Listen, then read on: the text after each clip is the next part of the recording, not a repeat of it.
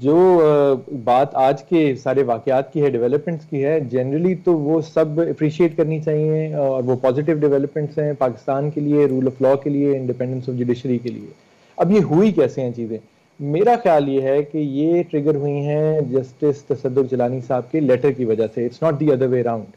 Timing اس letter کی release کی شاید ٹو اچھا دا پبلک ایسی ہے کہ ہمیں وہ لیٹر منظر عام پہ بعد میں نظر آیا، پہلے شاید یہ خبر آئی کہ 7 ممبر بینچ تشکیل کر دے دیا گیا ہے جیسے ہی لاہور ہائی کورٹ بار ایسوسی ایشن کی رول آف لاء کمیٹی کا کنونشن اختتام ہوا۔ بٹ اگر اس کو ایک تناظر میں دیکھا جائے، جو جسٹس جیلانی صاحب نے اپنے لیٹر میں صرف یہ نہیں کہا کہ میں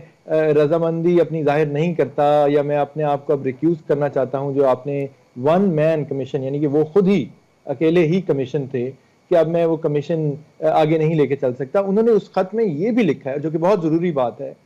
کہ یہ کمیشن سے متعلق تو یہ معاملہ ہے ہی نہیں۔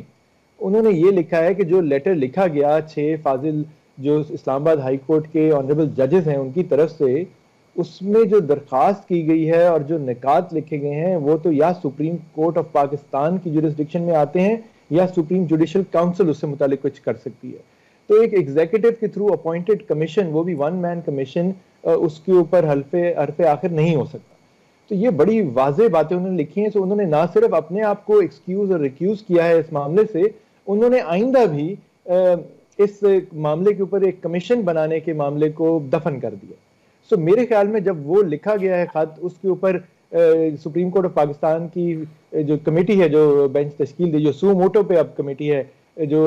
ان معاملات کو دیکھتی ہے، اس نے آئی تھنک بہتر فیصلہ یہی کیا کہ فوراً بینچ بنا دیا جائے اور معاملے کو اس طرف لے جائے۔